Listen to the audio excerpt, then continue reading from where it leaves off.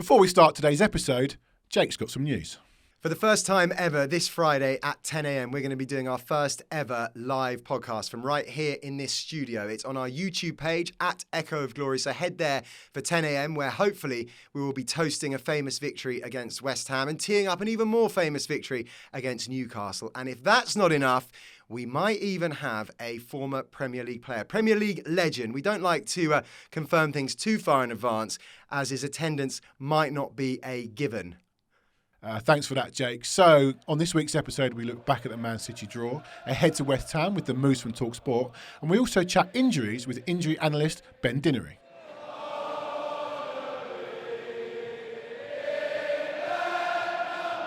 Welcome to another episode of An Echo of Glory. Joining me, Gary Diamond. Hello. And Jake Robson. Good afternoon. Good afternoon. So, let's start with a question. Good weekend? Good weekend. Yeah. But good weekend that got a lot better by about 6:30. It really went that way. When you woke up on Sunday morning, we talked about a few weeks ago after we lost to Chelsea, waking up on the Monday morning going, oh God, or the Tuesday morning going, oh God, I now remember last night. Did you wake up on Sunday morning going, yes, Spurs are playing, or oh God, we're playing Man City?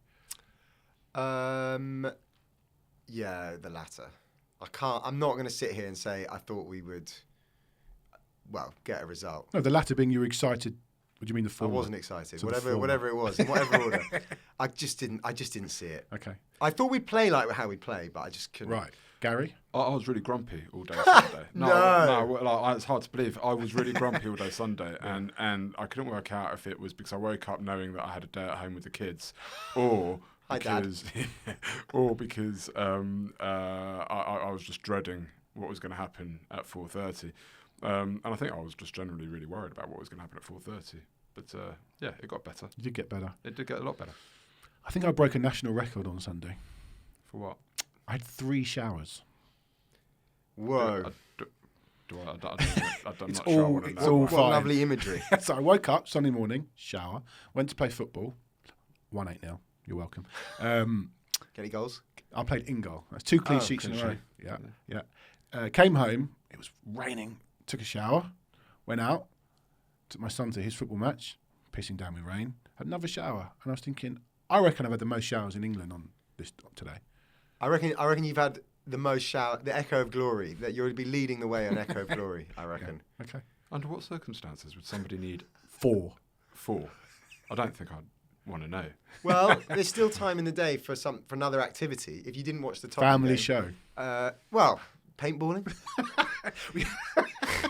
We do have a a paintballing. cross-country run. I'm not doing any cross-country No, running. but somebody could have done. Yeah, we do have paintballing up the road from us, actually. There you go. Okay. So next week, 3 showers plus paintballing. Okay. Should we talk about the football? let's do it. Gary's like, enough of this nonsense.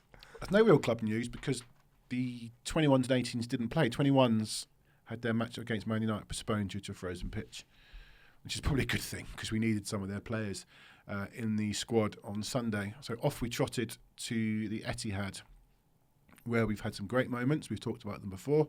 We've had some bad moments, which we've not talked about before, but we've had some thumpings there. But some absolutely brilliant days there. And for those that were there, I imagine Sunday was another one.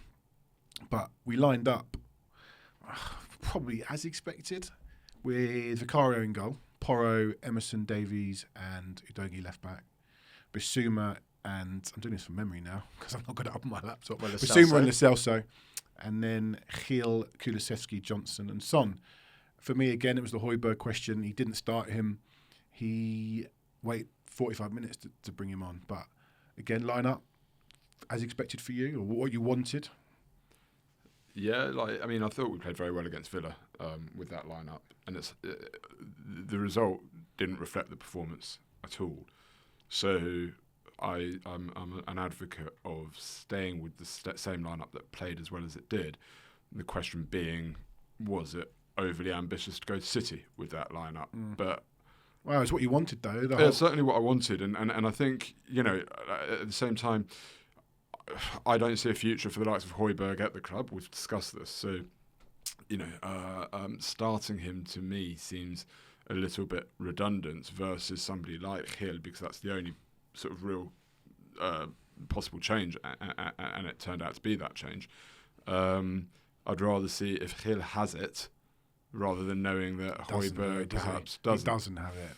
Well, I mean, are we going to go on to that now, or we'll come to it? Lineup? No, we'll come to it. We'll come to it. But I think it's like I said last week to Seb. I think it's a short I think it's a short conversation, but we will have it. Jake, line up. Yeah, I just didn't see any alternative. Okay. I don't think Højbjerg, we know that, is not his number one choice. And also Lo Celso scored against Villa, so there was no question he wasn't starting. I don't know whether he may drop Hill, put Lo Celso further up and bring in Højbjerg. Not after he's heard Gary's rant about Wolves. No chance. The 3-6s, not a chance. I hadn't said he doesn't do podcasts, mate. Well, and also the thing about leaving Højbjerg on the bench is that whatever you say about him, he's the other option, isn't he? So he's the, if you need to shore up the game, or it's still another option. Or hey, if you need some control at half time, Yeah, Højbjerg's done a fantastic job off the bench this season. Yeah. He's been a consummate professional, and I have no actual issue with Højbjerg. I think he's a very, very good player in the right team, in the right setup. I think in a Conte team, a Mourinho team, teams like that, teams that aren't aggressive front foot teams, I think Højbjerg's a really good player, and I've got no issue with him at all. But he isn't the right player for this system or this team. So I don't really see the value in starting him unless injuries or squad status is such that you don't have many options but to start him. Yeah. The subs bench were amazing. We know we've got injuries, and we've got a great guest on later. We've got a great guest on later. Stay tuned for Ben Dinnery on injuries. Our subs bench, 2 goalkeepers, Forster and Austin. Højbjerg, Richarlison, first team players. For Leeds, who I looked has had 8 touches in his 4 substitute appearances in total. Iago Santiago, who I know very little about. He's had a good season so far, actually. Yeah.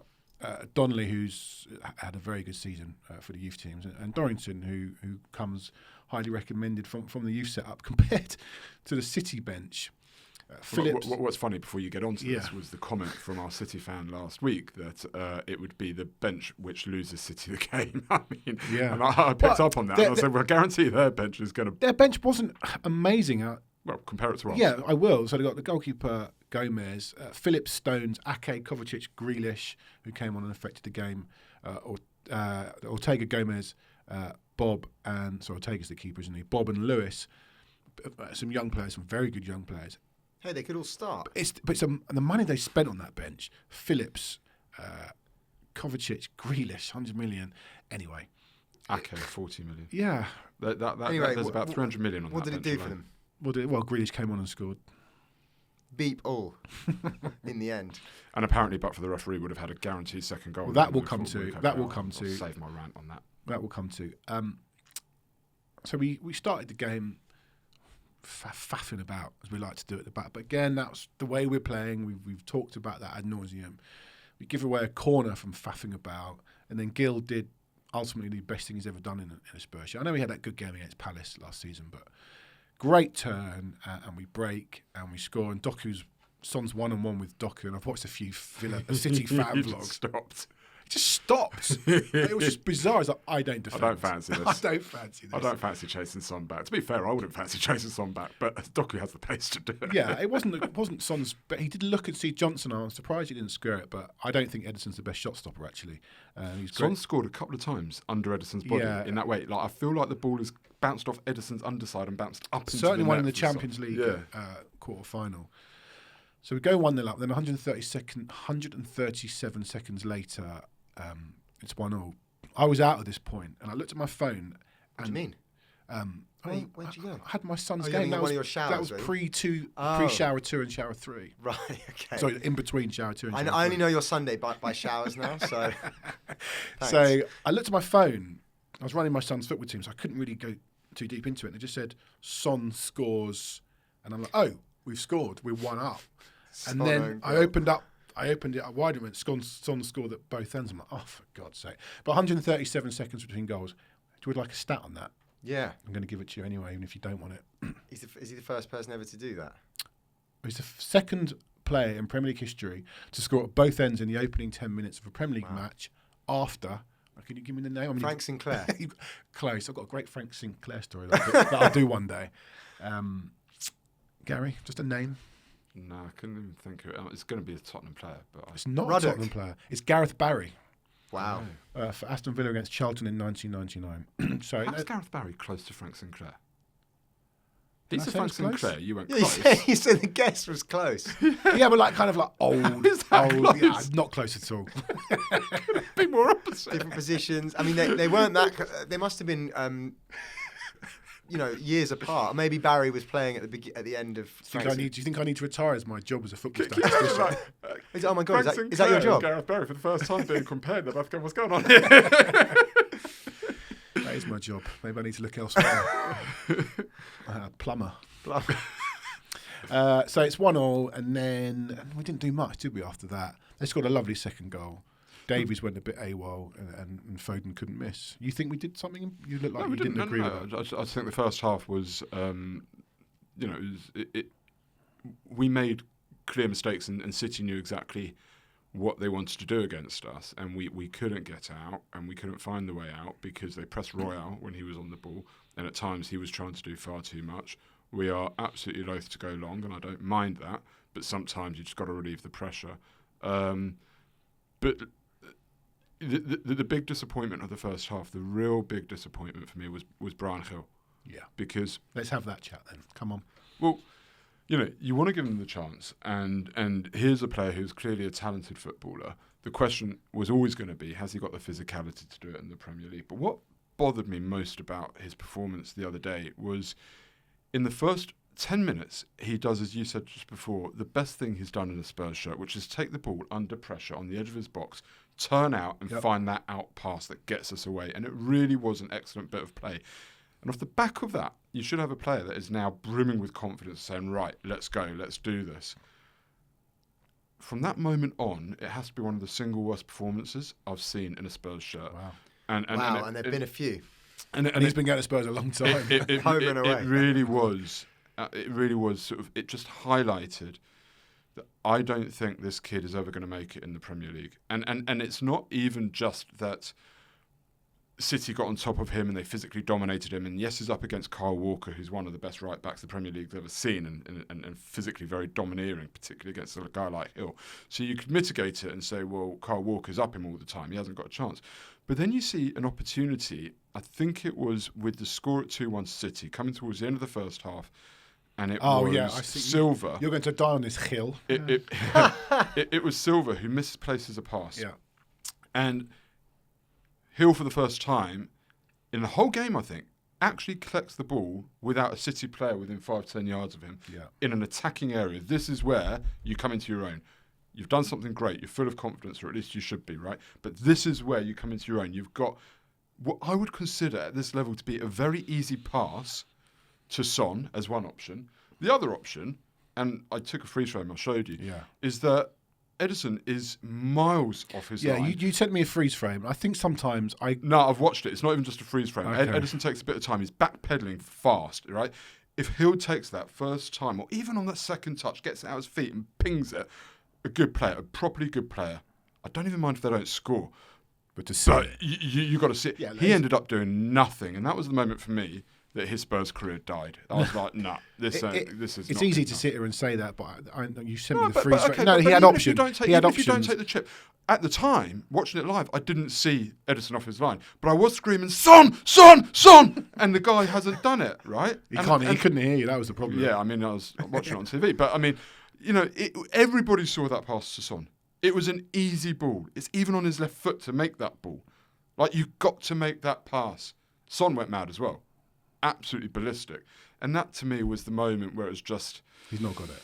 Yeah, I haven't got it. Gary, Not at this Jake, level. you always, give one a more chance. positive appraisal. I just don't. I'm not even that. The whole issue, Hill. I'm just a bit like meh because he's just a.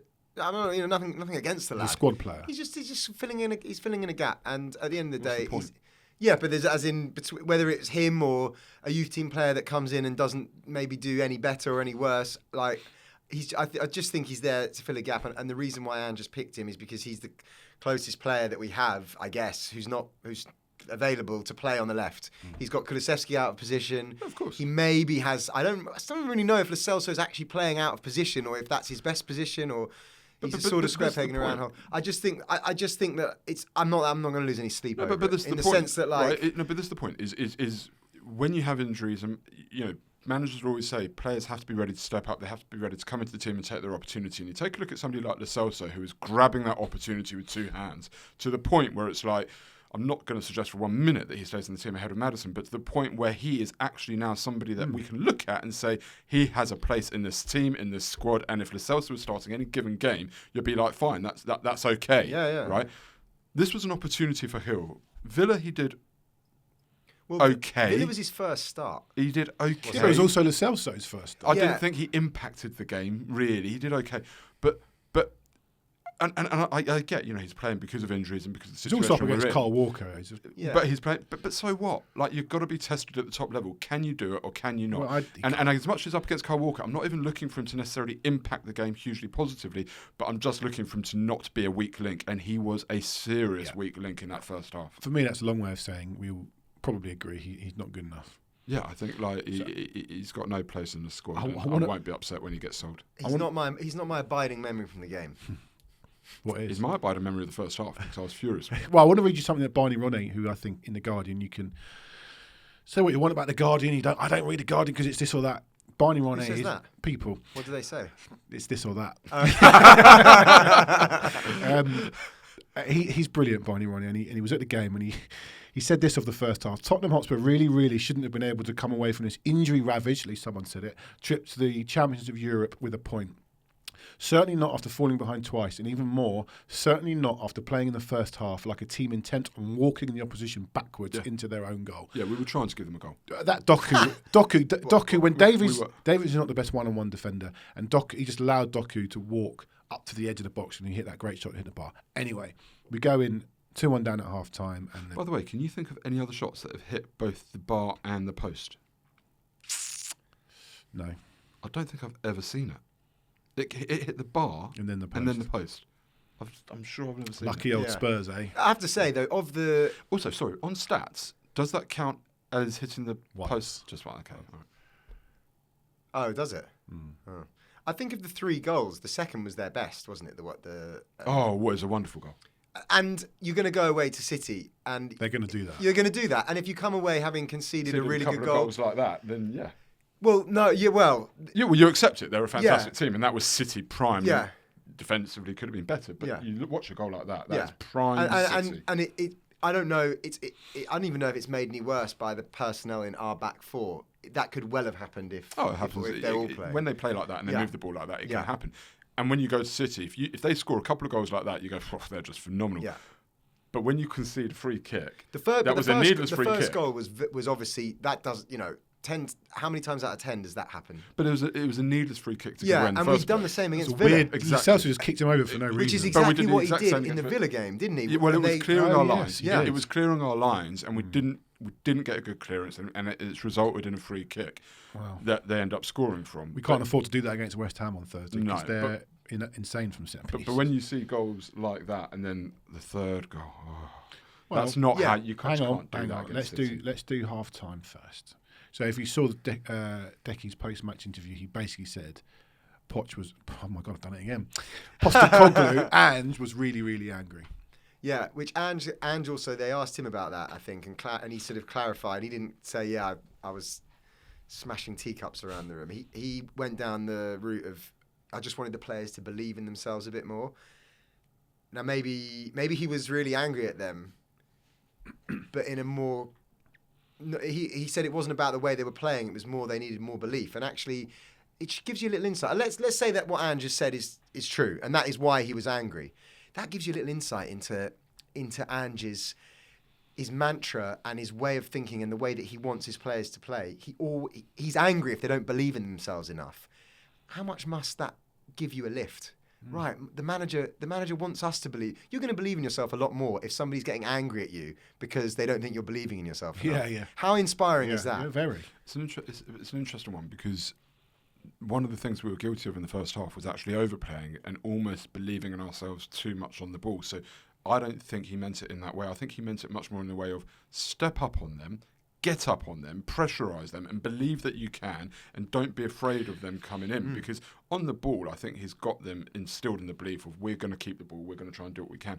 But it was not sort of getting up on them, and they just walked all over us in that first half, really. And you talk about get up on them. The second goal, when Davies wins that header, there's a couple of them who've got their feet in our half, but they're basically all in the City half or on the halfway line, which at that point, if one goes over the top, Haaland's in.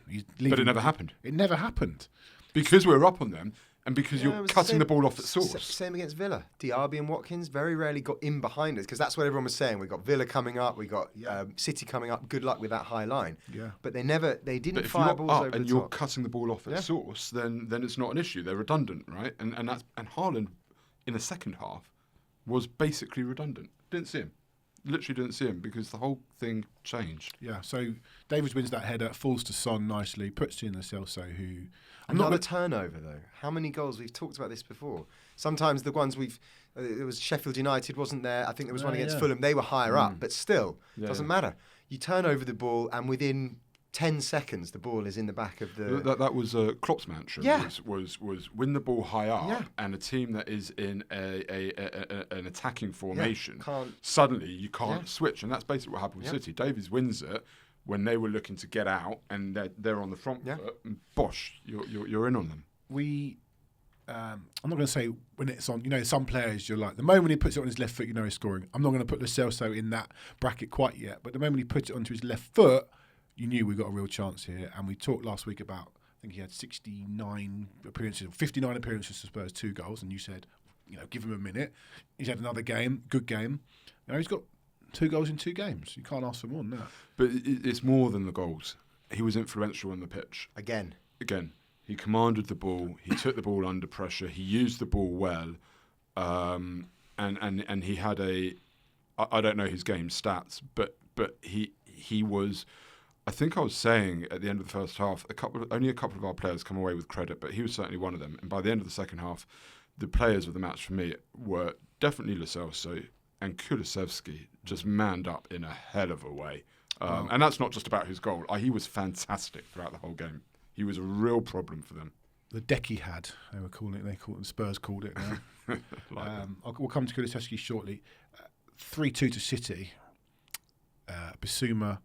I don't know. On the back of Ange's halftime team talk of go and be you, that was silly. He'd actually won the ball. I think possibly won the ball back from sort of half losing it, and then he tries to wiggle his way through Rodri, which is impossible. Sort of lost the ball in the same place that Eriksen lost the ball in that Champions League quarter-final. It's quite a similar goal. Yeah. Eriksen lost it a little bit further towards our own goal, but they tapped down the right. Haaland puts it in, and Grealish taps it in, and at that point, you're thinking, okay. At that point, you're thinking... Are you thinking, I'm really annoyed we've lost, but, well, at least they're catching Arsenal. Come on.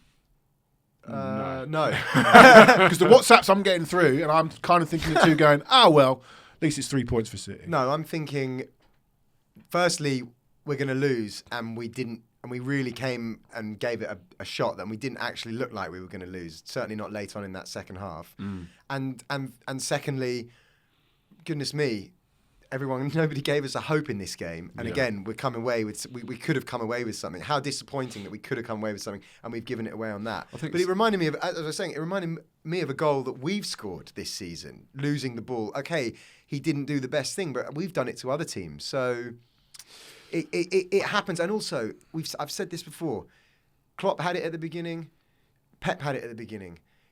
If you're trying to instill a way of playing as a manager, you are going to say, if you're going to lose the ball there, that's fine. We're still going to do it. We saw it against Arsenal. We nearly conceded a couple of times, didn't we? When we lost the ball close to our goal, we got away with it. And I know the fans and the pundits. Some of the stick that Bissouma was taking for it. Yeah, he made a bad decision, but Ange doesn't want him to hoof it long. We don't even have a target man up there anyway. No. Even if we did, he wants to pass it through the lines. Yeah. Transition. Yeah. That's how we're going to play. Yeah. And ultimately, we are going to lose the ball sometimes. And as I said, Arsenal didn't make us pay. City did.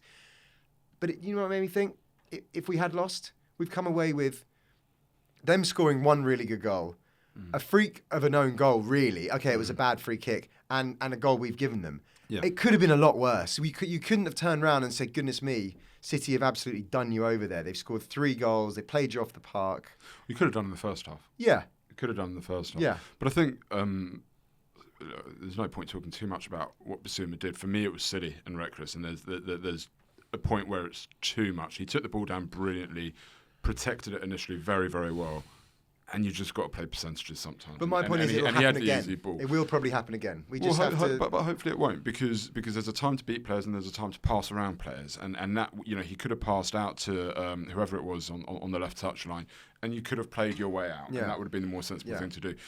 But I think the important thing is, in terms of your question, when that goal went in, it was deflating, because the second half was like, this is another performance where we could and should have taken something, and we're now not going to. Because I didn't necessarily have faith that we were going to get back into it.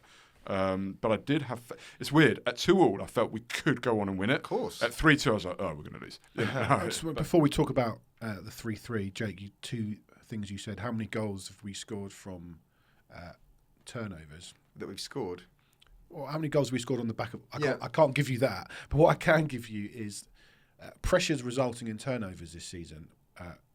We're second on the list in the Premier League, surprisingly to Everton. But you also mentioned how many long balls we played this season. The fewest in the league by far. 481. Brighton are next on 565. Finally, that list... Tottenham, Brighton, Villa, Arsenal, Chelsea, Newcastle, Liverpool, City, Man United. Not surprising, those are the teams that played the fewest long balls. We have played the fewest long balls by far. Probably the last one we played was Dyer against Wolves. Yeah, I don't think it's surprising on two counts. As I said, we don't actually... Who are you going to play the long ball to? Yeah. And in any case, I reckon even if he who must not be named was still here at number 9, there wouldn't be that many long balls, because it's just not the way Ange wants to play. Look at Brighton; they've got Evan Ferguson who plays up front, but no, they're not going to hoof it long. That's just how they want to play. Draw the teams on. Yeah, but I think the third goal is a big goal in our season. And it's a bit of an ironic goal as well, because you take a look at the 3 matches preceding, where if you look at what you deserve from a game and what should have happened, I think we should have got a minimum of 7 points out of those 3 preceding games and no points out of City.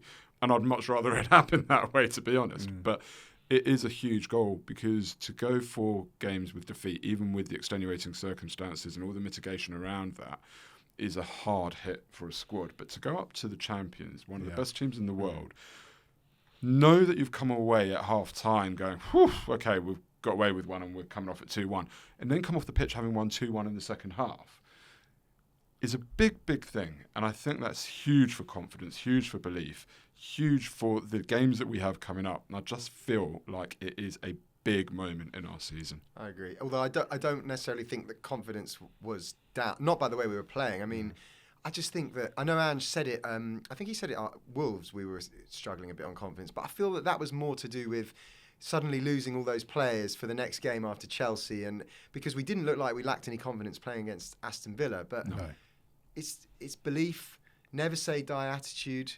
Keep going till the end. We've seen that in a number of games this season. Sheffield United is one that springs to mind.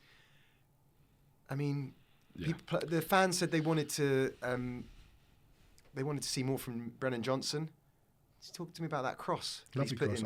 I don't doubt his crossing ability, his passing ability. Well, he's got an assist and a goal in the last 3 games. That's good output. We wanted more output. I'd like to see him a little bit more off the edge of the game, but he's done well. I think we will. Let's talk about Deck Baby. Does that work? Yeah. Little stat for you. So let's talk about Deck Baby. Yeah, it's from that song. Yeah, I got it. I just didn't quite hear you. It's good, wasn't it? It's good, yeah. Thanks. Thanks. Just don't want it to go missed. Okay. His 3rd consecutive goal away to Man City, becoming just the 2nd player to score in 3 consecutive away matches versus the reigning champions since, and it's not Frank Sinclair or Gareth Barry. Give me a name. Sorry, 3 consecutive goals away to a reigning champion. It's going to be an Arsenal player at Old Trafford. Wrong. It's a Liverpool player, isn't it? It's a Liverpool player. player. I saw this stat, but I can't remember who it is. Danny Murphy. That's it. At Old Trafford. It was between 2001 and 2004, so my brain's not in gear. Probably. It doesn't have to be the same team, but it happens to be City for decking. They would have been Arsenal. If you watch the footage, he goes down injured, and the commentator says he stayed down for a bit. And then we go down the left, and you see him running into the box. I'd have needed a fourth shower after that run. He's pelted it. He's pelted it into the box and he shoulders the ball home. Someone on one of our WhatsApp groups yesterday said, any running numbers? What's Decky's running numbers? Only one player in the Premier League's run more than him this season, Christian Norgard. He never comes off, Decky, and talked about we need a little bit more outlay from him. Okay, he scored against Chelsea, scored against City again. He's quietly, maybe it's getting louder, having a really good season. He's having a fantastic season. But I think he's such an important player for us. I think maybe he's possibly better as a 10. I think he's not got the pace to be an out-and-out winger. He has been surprisingly influential in the last couple of games, much more so than I had imagined. But what he's showing is there's the versatility he's always going to be in the starting lineup. He's got value as a winger, as a 10, and just depending upon who we have available, as long as Decky's in the team, then I've got more hope than I would if he wasn't in the team. I just think you look at him and you look at Lo Celso, and what have they done in this crisis? They've stepped up. Yeah. And that you can't ask for any more. So have Emerson and Davies. Absolutely. But yeah, I mean, sure, Emerson and Davies, but they're doing what they do. Just we don't really have the output up front. I'm sorry, I don't think anybody expected Kulusevski to be playing like this. What we thought was out of position as well. But Davies has some experience playing at centre back. You know, Emerson Royal, we know, is probably a better defender than going forward. So that is kind of his strength. Who's seen Kulusevski play as a 10? And looking at Emerson and Davies and all the people that have stepped up, I think if it wasn't for the team spirit in this team, we wouldn't have got. Nah. We wouldn't have played the way we did against Villa. We wouldn't have played the way we did. And also, City. I know people say we rode our luck, but it can't be a coincidence that against the top 6, we've beaten United, Liverpool, drawn with City, drawn with Arsenal. Should have battered Chelsea. Do we count Chelsea as top 6? The traditional big 6. Well, and at least 2 of those results, the Liverpool and the City, were because we basically just didn't give up and we hung in there. Very quickly, we can't beat Liverpool and draw with City without there being a referee farce. Bit of an odd decision, but let's just quickly nail this down. Grealish, there was no guarantee that Grealish was going to score, right? Talking like it was a tap-in. It's like the last action of the game, and as a Spurs fan looking at it, if the ref waves play on, which he should have done because it's a bad decision, he should have let the play go on.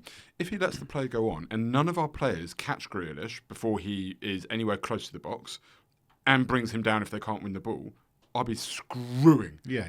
Even if it means a red card, take the card. One of them would have caught it. Emerson, possibly it's not just Davies. not. It's just not a goal. If it had been Haaland, if it had been Grealish playing it through to Haaland, you could go, well, a different story. Yeah. But it's Grealish. He hasn't got the pace to carry the ball into the box with Emerson 5 yards behind it. It's just not going to happen. It's a storm in a teacup, and mostly it's about City being very, very upset that they couldn't beat, our reserve team. Yeah. Not my problem. I don't care. Exactly that. Good. Should we talk about West Ham briefly? We've got 2 guests lined up. Should we get the first one on? Let's do it.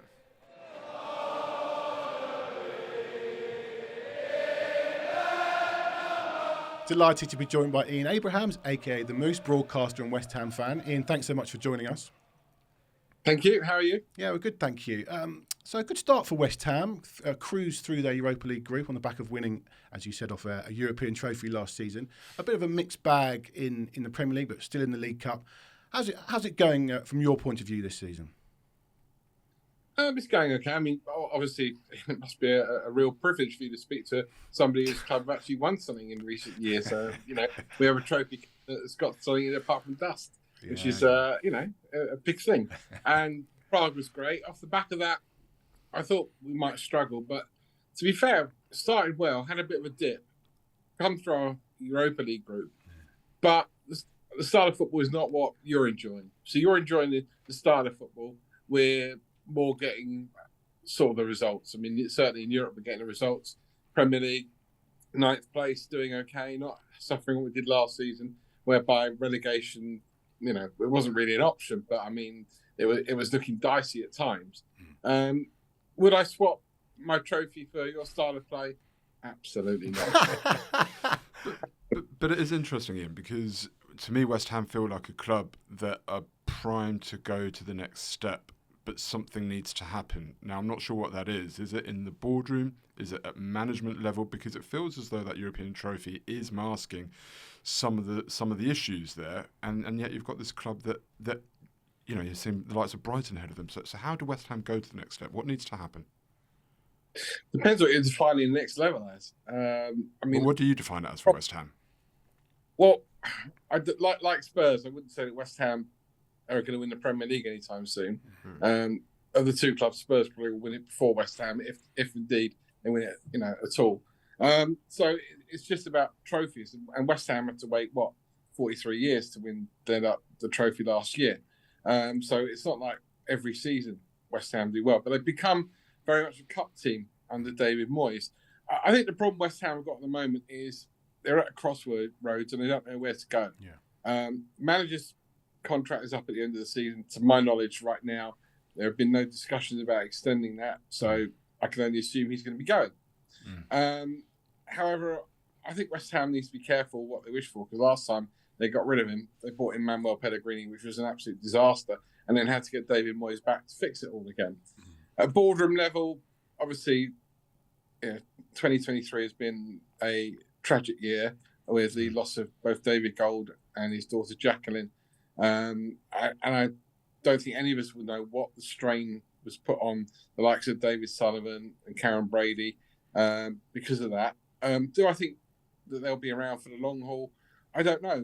When the investor came in from the Czech Republic, I thought that was a sign that maybe the club would be sold. Maybe the fact David Moyes won't be offered a new contract could be a sign that the club could be sold. I genuinely don't know. But all I know is that, as you've just said, we have something to build on in terms of winning a European trophy. The money, unlike at Spurs when Gareth Bale's money, I think it's fair to say, was squandered. I won't say wasted, but it was squandered, that opportunity. West Ham didn't do that with the Declan Rice money. They got in really good players like James Ward-Prowse, Mohamed Kudus, Edson Alvarez. And I think that, there are some good youngsters coming through. They're not getting a chance at the moment because of the uncertainty regarding the manager.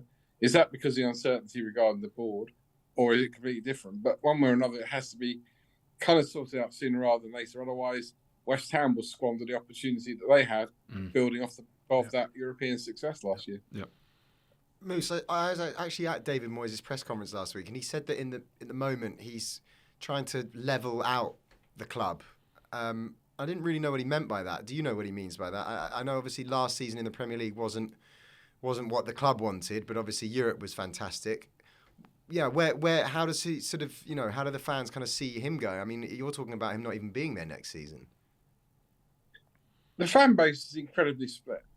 I mean, I've been to a lot of Ange Postecoglou press conferences. I've spoken to a lot of Spurs fans. I mean, at the moment, it really is irrelevant, the result the football match Spurs play, because they're just loving the way that they're playing. And I've got to say, from afar, it is brilliant. I mean, it's reckless to a point. I did enjoy his comments after the Chelsea game that even if they'd gone down to 5 men, they still all have been stood on the halfway line banging forward. I mean, you can't do that. But I mean, I do like the way that they are playing, and he is clearly a breath of fresh air. So all the fan base at Spurs are behind their manager. At West Ham, I'm very firmly behind David Moyes. I think he's done a really good job. Yes, it isn't exactly all-out entertainment football every single week, but I think that's hard to achieve. I really do. And I think you only have to look at what he's done in terms of league positions, finishing 3 seasons in Europe, a European semi-final 2 years ago against Eintracht Frankfurt, which I thought West Ham would win. Probably a bit of ill-discipline in both legs. Cresswell got sent off, didn't he, a couple of times? Yeah, Cresswell was sent off in both games. And, you look at last season, I mean, again, you thought, right, can West Ham do it again? They breezed through their group and got to the final and for once didn't muck it up. As a West Ham fan, I was just waiting for them not to win the final because that's generally what happens. So were we, unfortunately. But they didn't muck it up. They actually won it. I mean, I've been doing my job for 32 years. I've seen a lot of teams, a lot of managers, a lot of captains, a lot of players that I know go and celebrate cup wins, league wins, whatever. And I've always thought, I wonder what that would be like, for my team. Because I kind of remember 1980 really well as a kid, but obviously I wasn't a journalist. And to be in Prague to actually witness what it was like for my team to lift a bit of silverware, for the captain of my team to lift, to do the old whoa and then lift it above his head. amazing. But I'd like to see that more often. Although part of me thinks, having climbed the mountain, I'm kind of satisfied. So I'm in the keeping David Moyes camp, but I know there's a lot of West Ham fans that aren't. And you have to look at last Sunday's game with Palace. It wasn't brilliant. It wasn't great. And even more fans have come out now and have a moan, but that's what fans do. Yeah, of course. I was just looking at looking at the West Ham squad. We've talked about the Spurs squad this season decimated by injuries. You're playing all these games in 4 competitions. December's going to be absolutely chock-a-block. You've got the League Cup coming up, still one more game in Europe. We got one injury, and that was Antonio on international break. You mentioned Rice going, spending it wisely. Is this the strongest squad that West Ham have had for a while? Depends on what you define a while in. West Ham have struggled since the days of Zamora and Harewood and Dean Ashton, and that's going back 15 years, maybe a little bit less. 10, 15 years to having a decent striker, a really good striker. They bought, the amount of rubbish they bought, our players define themselves as professional footballers is beyond me. But I'd like to see them either bring in another striker or promote some of the youth players like Divine Mabama, and that's the fan base at West Ham. I think are worried about that. But some of our good young players like Divine Mabama, Earthy, Mark Callum Marshall, Gideon Kaduma, who scored at Arsenal in the FA Youth Cup final. Great goal. Aren't being given a go, and if they're not being given a go, they might leave, and then the great famed West Ham Academy won't have players coming through into the first team. So I think that's a debate. But now is the time to kick on. But where do you go and get a striker from?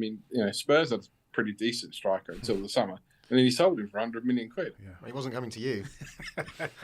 No, he wasn't coming to us. Although I did direct message him on Twitter saying any chance if he wanted to join a decent club that actually wins, West Ham is available. Just looking ahead to Sunday, it's always a good game. Tends to be won by the home side. Yeah, and I've looked at some of the West Ham players. Some of them have really enjoyed playing against Spurs. Antonio, but he might be out. Or Prowse, Ings, they love a goal against Spurs. Thursday. I think I said Sunday, didn't I? Thursday. What are your thoughts on the game and a little prediction? West Ham, I think, have been not great recently at Tottenham Hotspur Stadium. There was the great comeback from 3-0 down when Lanzini scored in the last minute. That was a world famous remembered game. So too the game actually at Wembley where Son scored, and then I can't remember who scored for West Ham that night. Another blinding goal. Is it Ogbonna? I feel like it's Ogbonna. No, maybe not. Ogbonna's had another player like scoring against Spurs. Ogbonna scored against Tottenham more than he has anyone else in his career, but no, it wasn't him. It all depends how Spurs are going to play. In terms of the style of play, we know what that's going to be like. It's going to be, the way you played all season. The personnel. Obviously, Spurs will have to change some of their players. So will West Ham. I feel this could be a game where Ward-Prowse is key for West Ham and Kudus too. I think Bowen will probably play again as possibly a false 9 rather than Ings, and I think Antonio is out as well. I would be happy with the draw. Yeah. I'll be honest with you. I think West Ham has struggled in London derbies of late, especially away from home. And I think that you look at the fixtures they've got coming up. They've got Spurs, they've got Fulham, and then just down the road they've got Manchester United and Brighton. At the moment, I would take a draw. I think and an entertaining one at that, which I think is pretty guaranteed with Mr. Postecoglou in charge. Yeah, so West Ham lost 9 of the last 10 away North London derbies. We're obviously hoping it's 10 out of 11. Sorry, actually, the line was pretty poor. I'll say that West Ham have lost 9 of their last 10 away North London derbies. Because your bus that you've got ready for Thursday. Ian, really great to talk to you. And listen, it's a great London derby. It's one of my favourite games of the season, going to Spurs West Ham. But as I always say, good luck for Thursday, but I don't really mean it. But really great to get your thoughts. Really great to talk to you. As I always say to Jake and any other Spurs fan I meet, enjoy your cup final. Oh, come on. Thank you. It's the other way around. It's the other way around. That's firing shots as he's going down there. Very good. Parting shot. Brilliant. Ian, thanks for joining us. Cheers. You. Thank you. John, thank you very much. Cheers. Your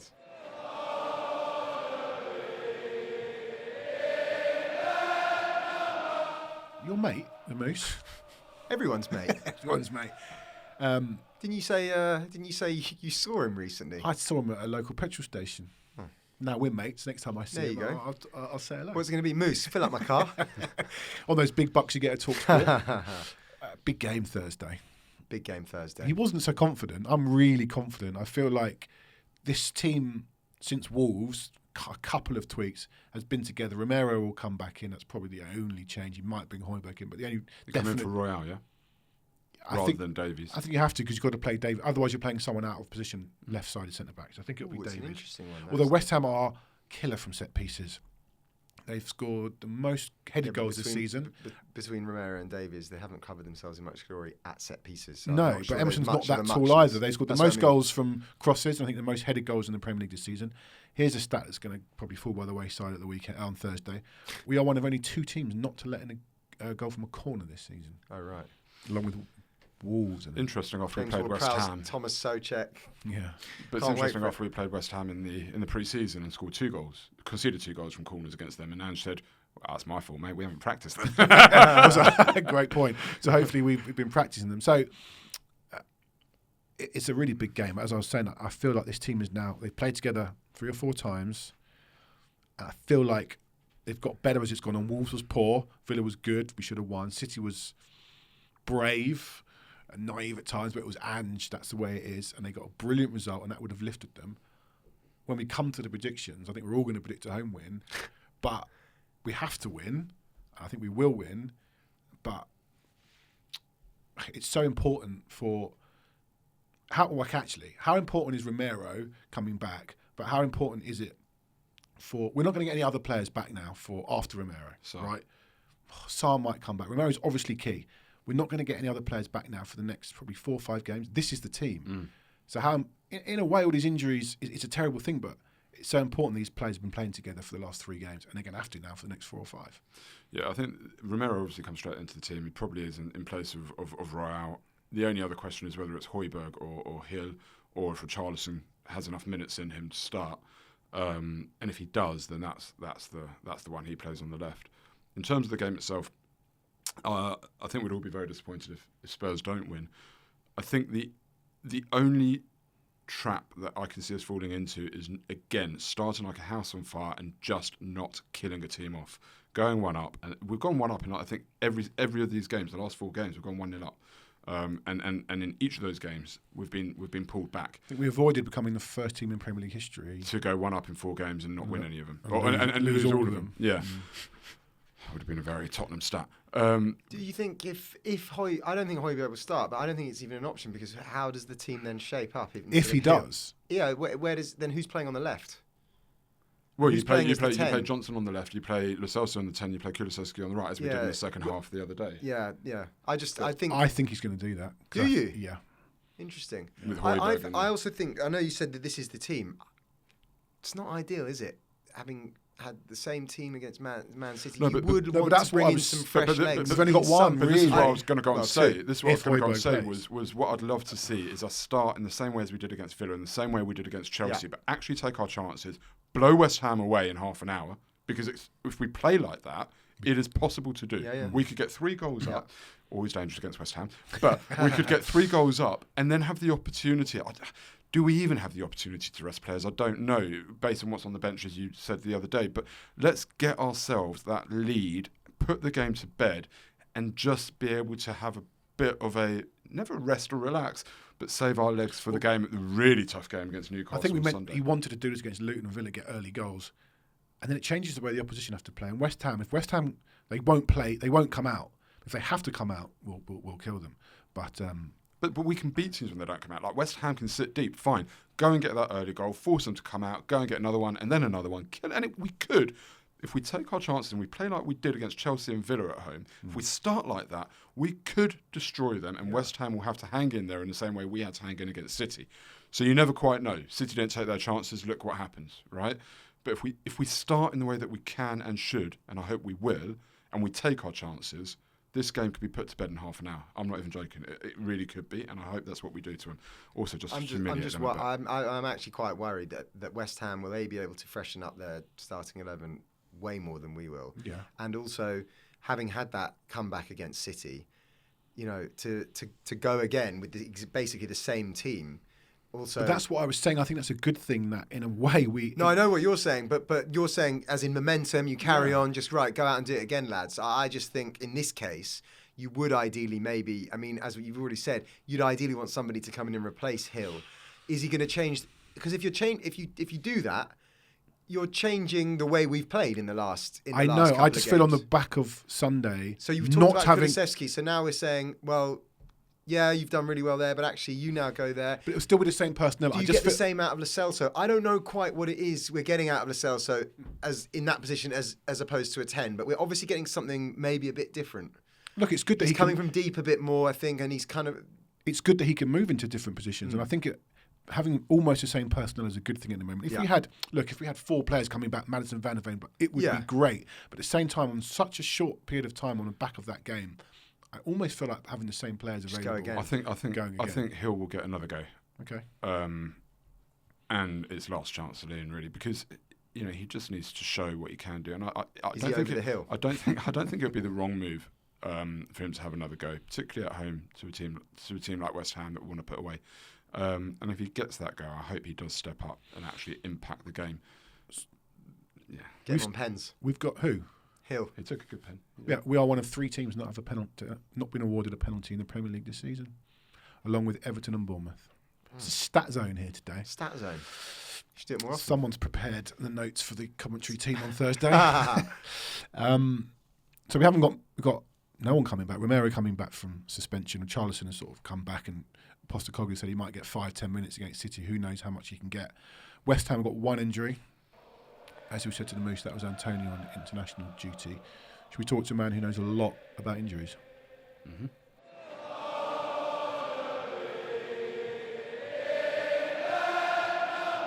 Delighted to be joined by injury analyst Ben Dinnery. Ben, thanks so much for joining us. No problem, guys. Pleasure. So I'm just looking at the numbers on your great Premier Injuries website. Spurs in the midst of an injury crisis, but we're not alone. I'm looking through here. Teams sort of pushing double figures. Brentford, Brighton, Chelsea, Newcastle. You're all right. Maybe another injury in the studio. Crashing in the studio is fine. So when Spurs are not alone in this, but with your data, how big are these numbers compared to recent seasons, and certainly this stage of the season? Yeah, so we've looked over the first 11 game weeks of the season, and you're right. Yeah, we've seen an increase in injuries. To give you a bit of an understanding of where we're at, based upon the previous 5 seasons, so previous to this, we're off around about 15%. But if you look at last season alone, it's up at around about 30%. But there's lots of context in and around that, because the difficulty that we've had, certainly post-pandemic, is we're not comparing like-for-like seasons. We had a Winter World Cup, we had shortened pre-seasons, we had the Euros.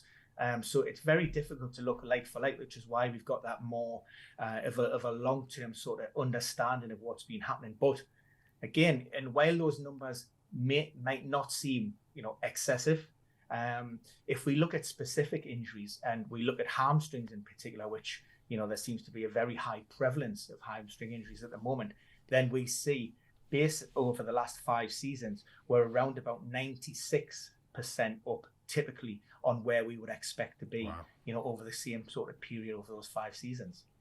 It's interesting, Ben, because Spurs fans at the moment are feeling sort of pretty battered and bruised with the injuries that we've got. When you analyse injuries and you sort of really try to break down the impact that it has to the individual team, you see Newcastle at the minute with 11 injuries, but I feel like the injuries Spurs have got are much more impactful because of the prevalence of them, and there are too many more players that would impact the first team directly. How do you break that down when you come to the analysis of how injuries impact performance for teams at the end of the season?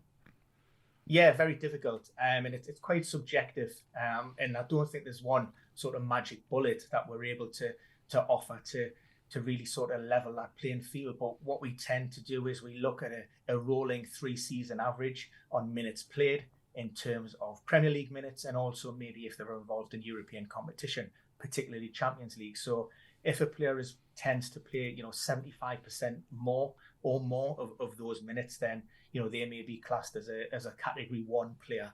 And then that sort of cascades down from there to Category 2, Category 3.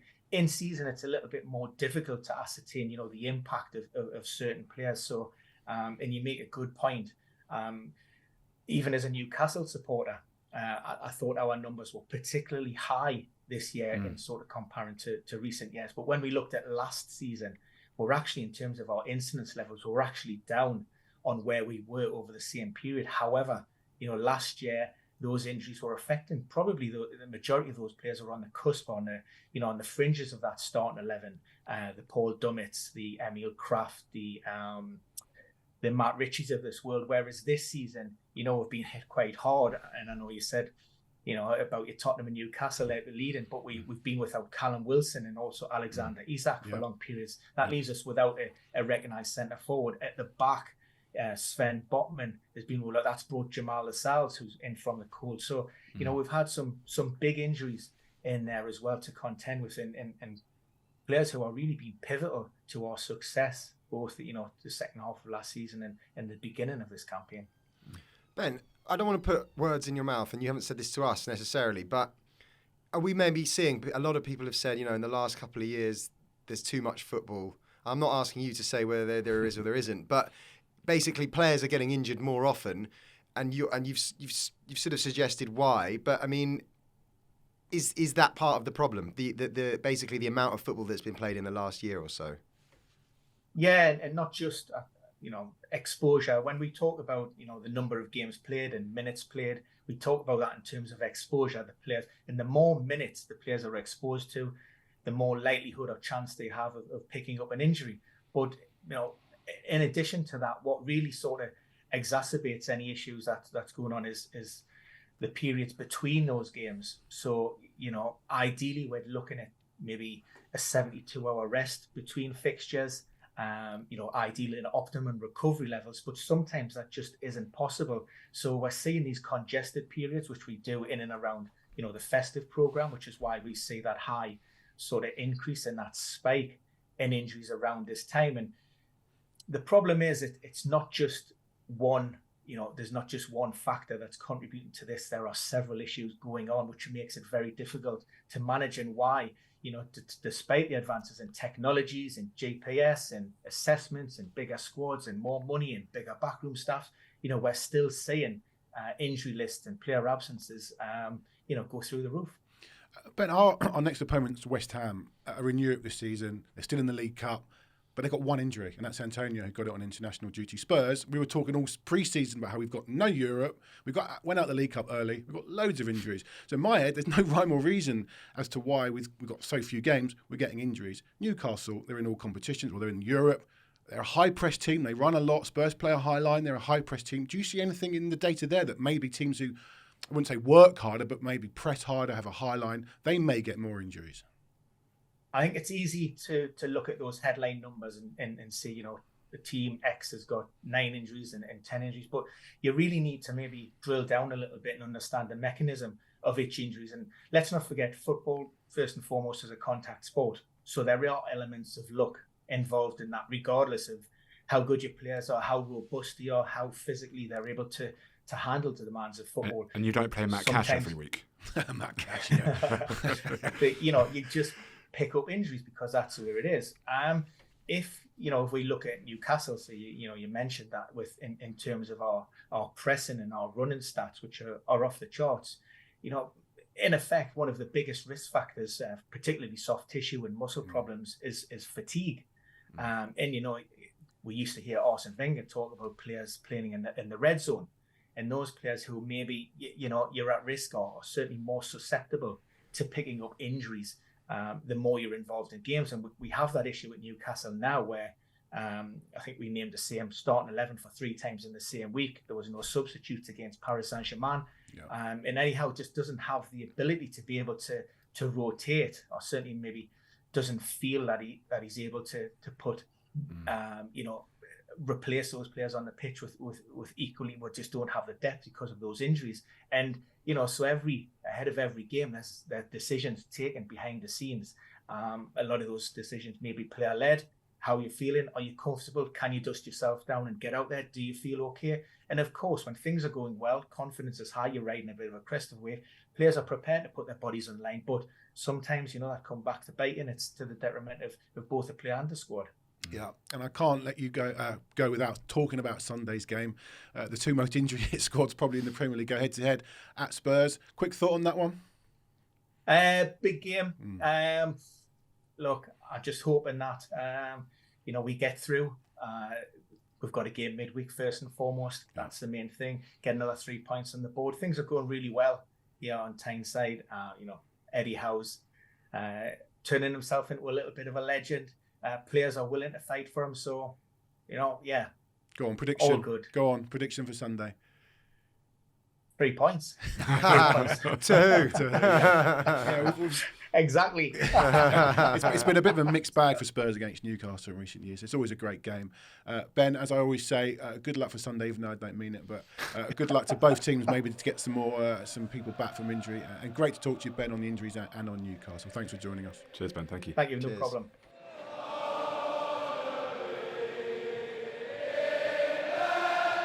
Interesting chat with Ben. We know that we've still got a few out for a while, but I liked your question, Gary, about how important the injuries have been. We won't know till the end of the season when they do their analysis, but it's clear that for us, and there's a whole host of teams, and I can't, I've not studied what Brighton's injuries are or Brentford's injuries, but it feels like for us, the players that are out are just massive compared to what others have had to deal with. Yeah, I mean, you look at like City on the weekend, there's only De Bruyne really that was missing. And even when Newcastle come to us, they've got Wilson missing and Botman. And you can't Tonali it. Burn 3. the goalkeeper. Oh yeah, 4. Okay, they are. No, they are fair, really. fair They're enough. really. I think Newcastle's Sean certainly on the Longstaff's par. still injured, isn't he?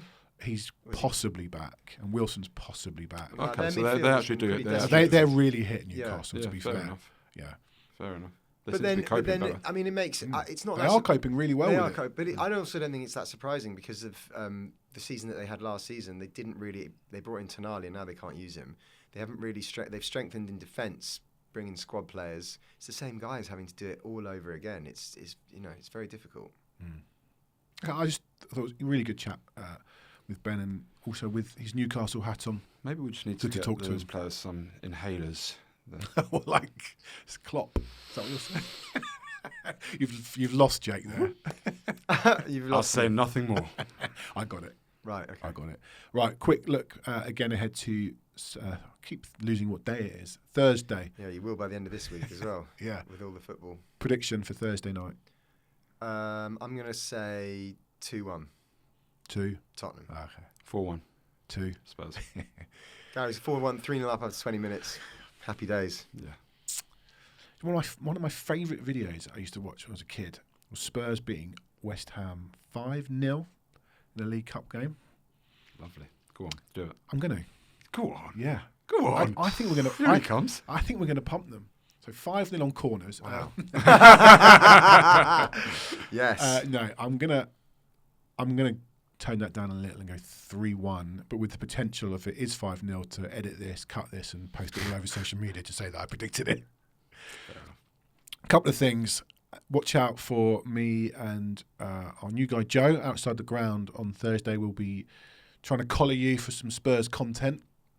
Might have a little quiz for you as well, but I can't promise. I've got to sort that out. So I don't want to make promises that I can't keep, but maybe look out for us. And also on Friday, Jake, I think you're here. Gary, you're not. We are going to record live, which is why I've got you in, because I know you've done so much live radio and TV to hold my hand. I can't wait. Friday morning. Friday morning, Toasting a famous win, no doubt. 5-0 or 3-1 win at home to West And Ham. teeing up, toasting one and teeing up Up another. another. Happy days. So 2 home games to look forward to.